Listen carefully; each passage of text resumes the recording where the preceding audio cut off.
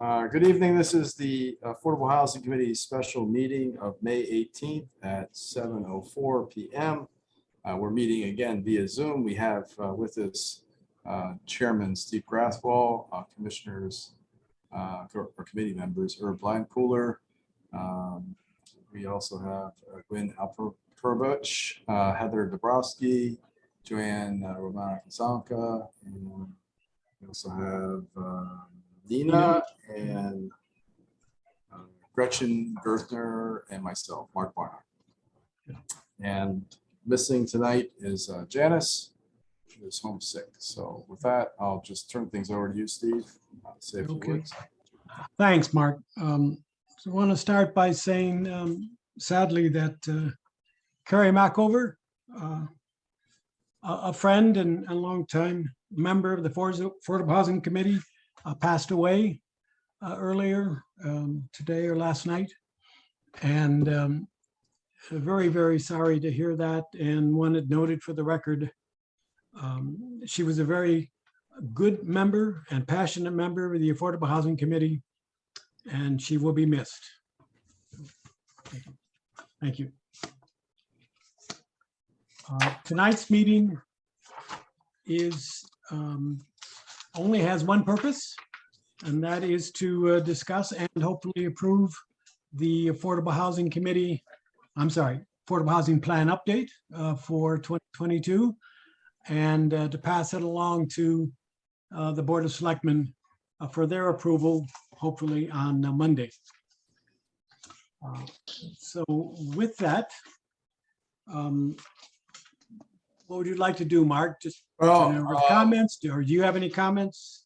Yeah, just briefly. This has been a long journey that we've been engaged in for over a year, and I appreciate all of the committee members' work in this regard. We certainly had very able assistance from Glenn Chowder, Planometrics, who wasn't able to attend this evening's discussion. I think, you know, I didn't hear any commentary either in terms of from the public via written correspondence, via email, or at the public hearing as it relates to the strategies that were outlined in the plan. Certainly continues to be a lot of concern about you know, how housing is developed, where it gets developed, what type of housing we're building. Sensitivity, obviously, to our vulnerability to 830G applications, set aside applications under Connecticut General Statute 830G. We received a fair number of comments with respect to that. Some of the attendant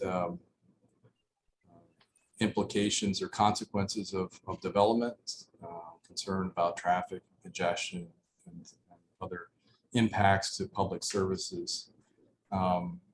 So yeah, we did get a number of, I think we got a total of 3 comments via email. I believe those were shared with the committee.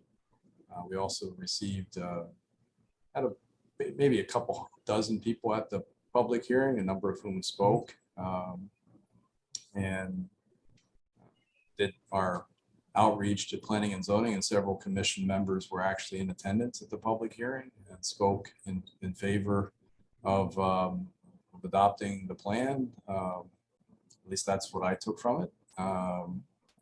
So I don't, you know, I think we've been over the plan multiple times. I think we've gone through it enough, other than some very minor, word choice editing and making sure the hyperlinks work. I think we're in pretty good shape, but I'll certainly defer to all of you if you had any other reflections or thoughts as it relates to what you heard at the public hearing or the process, and anything that we need to revisit as part of the plan. But I think, you know, I think we're in pretty good shape. This is just the end of one segment, beginning of another segment, and that's where the, as Herb said at the meeting, where the real work begins is actually putting the plan into motion. And that, you know, I think we had some folks there that perhaps might be interested in participating in that next phase. So that's certainly welcome news to add to our ranks. So with that, I'll turn it back to you, Steve, or other members of the committee for questions or comments. Let me just add that one of the comments that we heard at the public hearing, and that we hear at most of the public hearings, I think, is a difficulty with the location of multifamily dwellings, and also sort of a difficulty with the change that Fairfield has experienced since 1960 or 1970 or 1980. But change is inevitable, and we should not only embrace it, but it's best to prepare for it and design as best you can zoning and housing policies that fit what is coming, because if you don't, it's going to happen in ways that is not ideal. So I think that the first plan that we had 30 years ago, actually now it's 35 years ago, I think, was a start. And then the update that we did after 25 years was a good plan. And this is our third iteration. And I think Fairfield remains as one of the leaders in the state in doing what they can to address the need. And I just want to reiterate the goals of the plan are the overall overarching goals are really quite simple. One is to broaden the range of housing options and potential locations in town. And then the second is hopefully quickly get enough housing equivalency points that we can have our first moratorium and again gain control over housing choices for the town. So with that, turn it back to the committee. Joanne, Nina, Heather, Gwen, Mike, Herb. most of what I've been hearing is that people are they're concerned about the new zoning regulations and, losing our bid to make our own decisions. I think that was one of the main things, but also people that I've talked to, and I have a lot of discussions on different Facebook pages and social media pages, that most of these that they're building are being contained into one area of Fairfield. I mean, it seems like everything is coming up the 06824 area, if you know what I mean. I mean, every place you look, there's something new being built, but nothing is being built in Greenfield Hills area, that area up there. So I think a lot of people have concern about that we're kind of congesting all of this area with these big buildings. That's what I've been told. People have a very hard problem dealing with the fact just down the street from me, they're putting up that the one on I forgot the name of it, down the end of Jennings. That one, and they've got On Castle or Black Rock? on Castle, yeah. Plus, they're putting up another building on the other end of Castle on Black Rock Turnpike end, Yeah. 4-unit thing. And I mean, that's going to be bad because I was down there the other day. I had to go pick something up, and that's going to be bad. And that's what people, and I was at someone's house that told me they're very concerned about it. Yeah, She lives right next to it. you're right. Most people who get engaged in this when it obviously impacts them very specifically. Well, the way these are going in, they're going to be able to share toilet paper.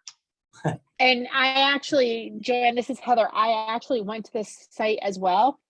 And I cannot believe what they're trying to squeeze in where. I know. Which side are we I talking know. I about? was down there. It's just, I mean, Castle is going to be knocked off on two ends, and it's gonna be just a disaster with people parking. I had to literally double park to go and knock on somebody's door the other day, as it is, and that's before the buildings go in. We're talking 80, So I 83 don't know Castle, what they're gonna do. What? 83 Yeah, Castle. Castle's terrible. Mhm. So, and then they're gonna be starting to come up Jennings, because that's where they're gonna start parking. I can tell you. Again, both those projects that you referenced were 830G projects, so Yeah. the issue for us is how do we reassert control, and at least temporarily, one of our goals is obviously to get enough points that we might qualify for a moratorium. It's not going to provide Right. relief and won't do anything to assuage the folks on Castle because those are already approved. But Yeah. But I mean, I was thinking of selling my house, but I'm afraid they'll put a 5-story building on my lot. Yeah. And my neighbors are really. Lynn hate me. asked whether or not anyone's actually crossed the threshold because of 830G, and not to my knowledge. I think I've stated that before. 830G has been in existence for 30+ years. And the number of communities that are exempt from 830G stay relatively constant. There's roughly a little less than 36 communities that are exempt. When it was first enacted, and that remains so today, there's maybe a few changes in the names of the communities, but it's been roughly the same communities. Yeah. Do Well, you yeah. think maybe the law should be changed? Can the law be changed? The law should It's be. not, I mean, it's it not should going to be. be, it's No, not it's going not to be, gonna Should be. it's Yeah. not It going to should be be. changed. Unless it impacts a lot more communities and more people get exercise, other than the 5 or 6 towns in Fairfield County that seem most exercised about it. It's a matter of counting the votes up in Hartford. Well, that's the point. It's a matter of the people that are making these decisions, and unless you can get a diverse committee to really look at this and see how the impact is, it's not going to change. Because Brenda Kupchik and Tony Wong actually got part of it changed some years ago, but it hasn't even been addressed since. It was a relatively minor change, and Mark and Jim were involved in that process. Right. But I think you have to try to look at this from the perspective of these towns as well. I mean, these are poor towns that are on the other side of the issue. They feel overwrought. They're looking for some help in sharing the burden of affordable housing. They're looking for leverage. And I dare say that if any of us were in the situation that they were in, we might have some sympathy, to the situation they're in and to that cause. We're on the other side of the coin, I guess. And I think the best thing for us to just is to focus on getting the housing equivalency points and getting the units built and getting the monkey off of our backs, as opposed to really expecting to make any kind of real change at all. It's just not going to happen. It's a 4-year cycle. We'll get the moratorium, but we cannot rest because the moratorium expires after 4 years. And so it's, Sadly, yes. Well, We- as they're doing it now, Steve, when they're building these big buildings, they're bringing more people in. And we're never going to hit it. We're never going to hit the 10%. And this is what's concerning people. well, we because the more wouldn't hit people it come in- anyway. Mathematically, What? mathematically, Joanne, we couldn't. Well, I It's- realize that, but that's people's concerns. But Well, we I think the also best thing need to do is I think the best thing to do is to maybe explain that to them, and Yeah. that it's not designed. We're never going to make it. The math will never work. It No one else wasn't is- designed to make it. But you and can we have a basically need. you can shed the impact if you. Well, I tell people that. I tell them that this was not designed for anybody to actually make those numbers. But they still, it's in their head that, well, our town's being ruined. It's not a matter of being ruined, it's a matter of how they're being built. Nobody wants to see Pelham Parkway in Fairfield. Yeah. And that's what they're concerned about.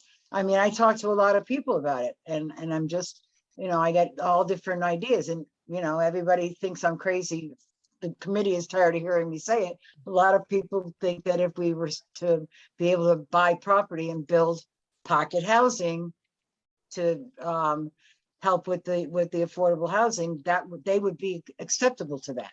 They would be, they would love to see something like that rather than these big, huge buildings.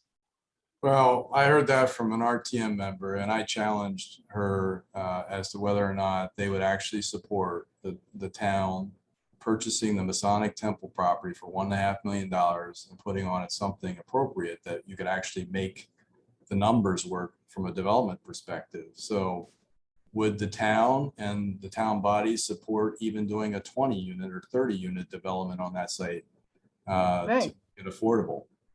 I don't think so. See, and that's the problem. I mean, everybody's like No, at who each wants to other's buy throats a about it, but $1 million piece of property and put 2 units on it. Right. And that math does not work. that doesn't work. No. Our need, Even is back when I great. went to school, it didn't work. when we have a median house cost of 750,000, 800,000, that's a tremendous increase over what would be affordable by most people starting out of college or out of high school or municipal workers. We don't want to become Darien or New Canaan, although those are nice communities. We don't want to be just the 1% and a few people cutting lawns. That's, we have an obligation to provide for our seniors, our young adults, starter housing. Our veterans, Hmm? yeah. I will say that there were some good suggestions. There were a couple of suggestions made at the hearing, one of which was, something that I've focused on before, which is our parking regulations should bear a closer look. When you look at, for a 4-family unit, if we're going to try to actually create 2, 3, and 4 family units, and we're requiring 2 parking spaces for every unit, that's again is not really, that's not realistic and not viable. So I don't know why that exists. It probably is not reflective of the other, as the speaker pointed out, other 3 and 4 family units in town probably don't have parking spaces for 6 to 8 cars. But it would be worthwhile looking at that to see, what the numbers bear out and taking a look at that. Because, one of the comments, if we don't want to have different housing options, so, looking at 2 and 3 and 4 developments as opposed to larger multifamily as the only construction typology. We need to look at our regulations to make sure that might work. And, parking is one of the things that tends to drive these things and adds cost. So that was a really, I think, a thought-provoking comment, and looking at, our B and C zones that do allow for that type of development to occur, see whether there's opportunities to either, adjust them in some way to make it, something where we could see more of those types of units that fit into the neighborhoods. I think it's too late to tinker with this update, but that would be I the don't think it. I number don't think one it- for the next time. Yeah, Because I agree with you that makes a big difference. And To both- that end, Mark and Steve, I know that we're in the process, early stages of the Plan of Conservation and Development Review, Master Plan Review. I think that Jim was bringing in a consultant to assist in that effort. Do we need to be out in front of that in terms of providing constructive input, in terms of what we think should be changed in terms of zoning to facilitate the kinds of suggestions you just mentioned, Mark? Yeah, I do think there's an opportunity here. I expect housing to be a major focus of the Plan of Conservation and Development update. Obviously, this plan will be folded into that effort.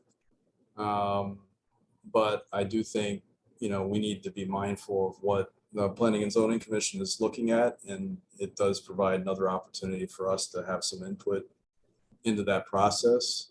As Steve pointed out, we don't have a lot of other authority or power, so, we need to use the bully pulpit when we have a chance.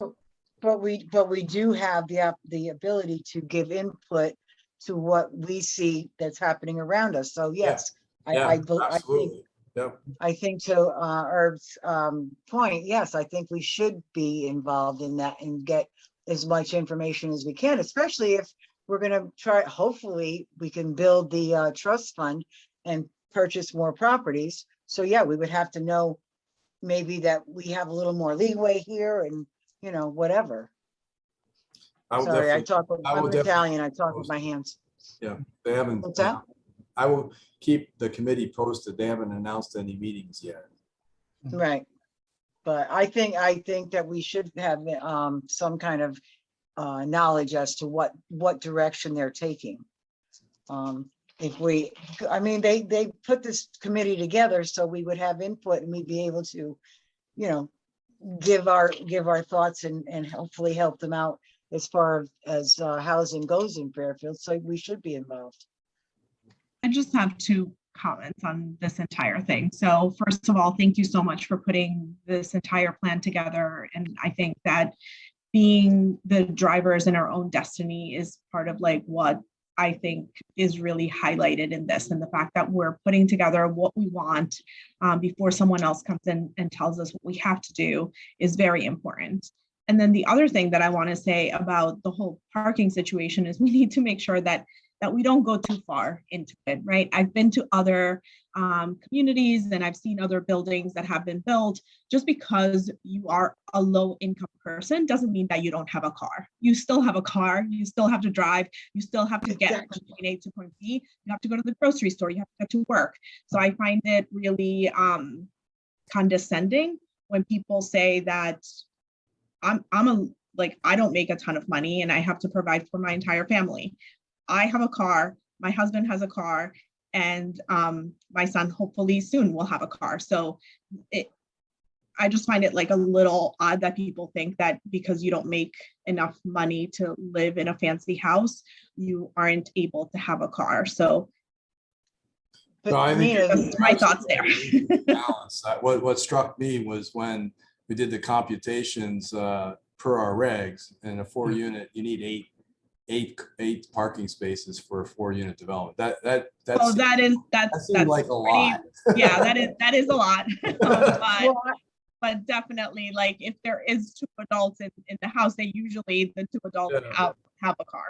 Yeah. I think the biggest problem people are having is now if you look at I forgot the name of this committee that they have now, Desegregating Connecticut.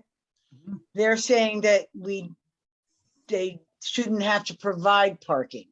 Now, if you don't provide parking, where are they gonna park? You cannot tell someone they can't own a car. Yeah, it's not that I- extreme. It's not that Yeah. extreme. So it Julia, is, but- yeah, that's where I'm like, it's pretty awful, Middle right? ground. I worked at Inspirica for a while. It was a non-profit organization in Stanford. They built a huge apartment building with tons of people who live there. It is pretty close to a lot of things, but they decided that because it's low income, they don't need parking. It is a huge problem. People are unhappy because then they have to like get in a lottery for like the 6 parking spaces in this giant apartment building. And then the rest of the people, they have to wake up at like 7 a.m. to move their car and park God knows where, because you can't park there after. So I think it's really an inconvenience for low income housing people that now they have to do whatever it is they need to do in order to make sure that they are able to have their car around. But I myself find it condescending when people say that low income people don't need parking spaces. Right. I Thank you, think Nina. you're absolutely right. You need to, and it's a different, Fairfield is a suburban community, so it's not, you're not in. To New get- York yes, or to get- Custom. Even if you live close to the train station, you still have to go to the Still need a grocery car to get anywhere else, right? So, Yeah, you can get to to work, but then how are you going to get to the grocery store, to the doctor's appointment, or to anything else? You still need a car. Right. Mhm. But I Some thank God cities I have a very have large driveway for my crew of cars. But I mean, that's another thing is why we're building these big buildings, but they're not providing adequate parking. And if you have a community type housing, you have driveways. Oh, so far. And people the park ones- in the their ones that have driveway. The ones that have actually been built, we don't really have any Yeah. parking issues. Now, some are, obviously, the ones that are in the proposal stage are trying to push that envelope a little bit. And I think that's where the community needs to push back, because Right. I think, again, that's not our experience here. You know, people do need vehicles to get around, to do all of other daily life functions, besides, you know, getting up and perhaps getting to work. Well, the meeting, Mark, that hearing that I spent 12 hours listening to in Hartford that day, because I'm crazy. The big thing there was, well, we're gonna build these so people can take public transportation. But not everybody can take public transportation. You know what I'm saying? I mean, you've got elderly people, you've got disabled people, you've got families with children that have to go to school. Public transportation doesn't work for everybody. I mean, if I had to go shopping on public transportation, I'd never eat. Because I couldn't do it. Yeah. Because I wouldn't know how to change, get off here and then have to go there and then everything else. I get lost in Grand Central. Well, But Mark, let me ask you a technical question, if I could, Mark. Maybe the only requirement of the update under the regulations is that we have to explain how we tend to increase the number of affordable housing developments in the municipality. Does our plan do that? I think it does. I think it does too, but I wanted another opinion. I mean, but you know, there aren't a lot of criteria associated with the review of this. I suspect that may come at some point from those on high in Hartford, but at this point, I think we can argue that it meets the requirements of Connecticut General Statute 830J. So We have a list of the strategies, tier 1, 2, and 3, and we've got numerical Certainly, goals for most of them. yeah, I would say based on Yeah. review of others that I've seen, I think we're in very good shape. Good. I think the report came out great. I mean, it's self-explanatory and anybody can actually read it. So I That's think good. that's what what they want is people to be able to understand what we're doing. So I thought it came out very well. So, Anyone Okay. else? Yeah, let me it's go good back to around Herb or Heather or Gwen. I think the report came out very well as well.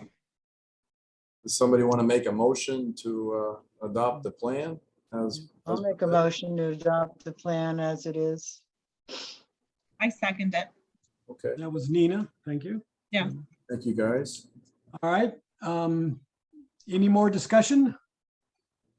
And hearing none, then those in favor, raise your hand, say aye. Aye. Aye. Hi, And I can't see Heather, but I didn't hear Heather either. Oh, I'm sorry. I was on mute. Aye. Aye, okay, so that's unanimous. And so I won't have to go for the nays. Thank you. And so based on that, it'll be presented. Mark, you'll not walk it over tomorrow, but you'll get it to the selectman's office by Friday anyway, right?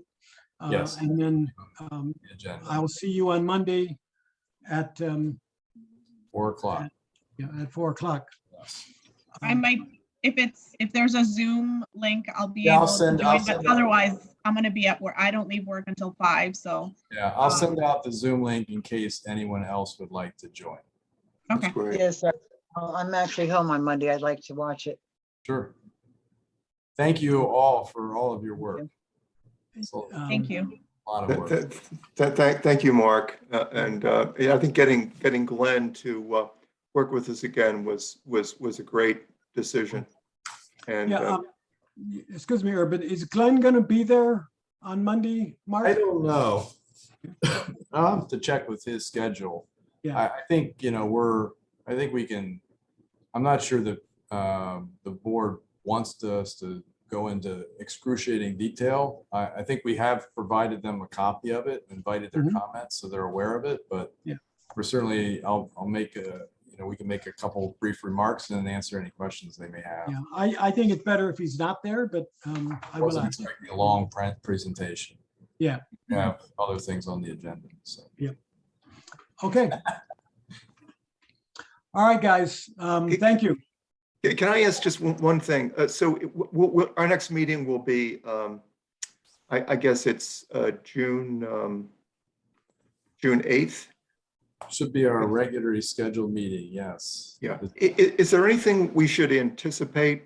I know we want to talk about working the plan, but is there anything that we can do in advance of that? I mean, for instance, that we had a little bit of exchange about the town parcels, and I think, Steve, you suggested, we ought to be able to triage this and get going and make some progress by eliminating some things. Is there any maybe spade work that we could do to try to get ready and get out of the box quickly for that next meeting? Well, I think that's a very good question, Herb. It's also, we're going to be coming up then to the summertime where things tend to slow down a bit.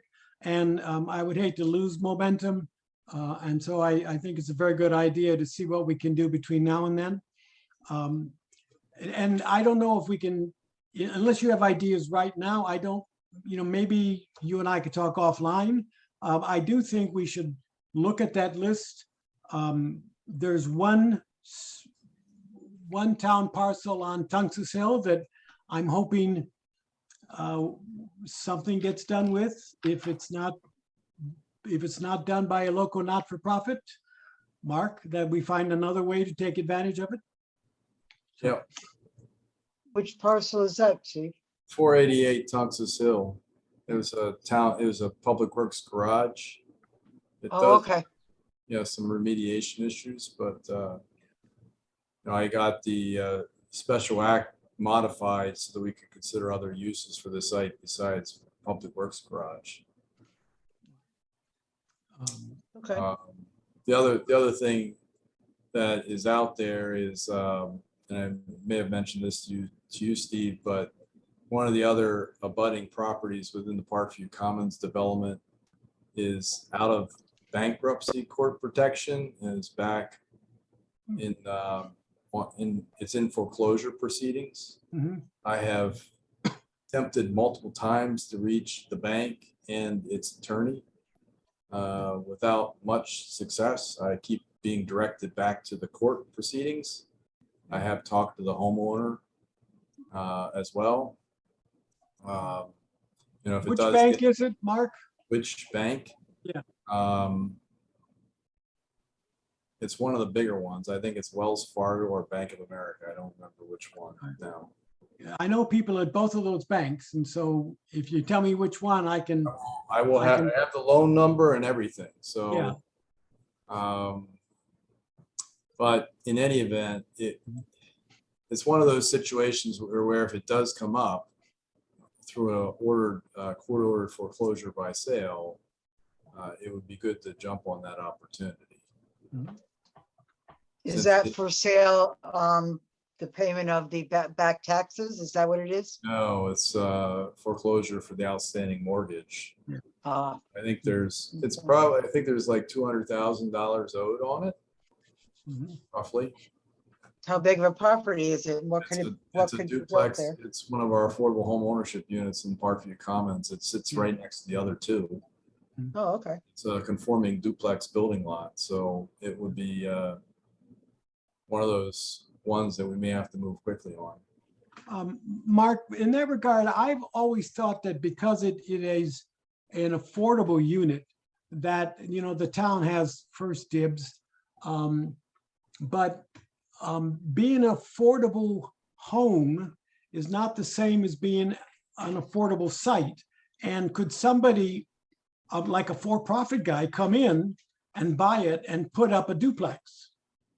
No, you couldn't with the restrictions in place. No? Okay.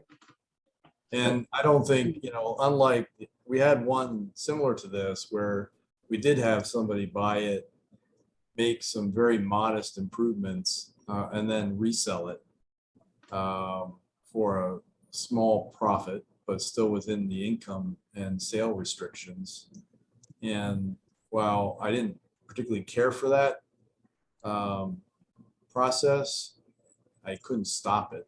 But and it worked out in the long run because it ended up going to another income eligible family. That's not going to be the case with this one. This one, I think, because it's very run down.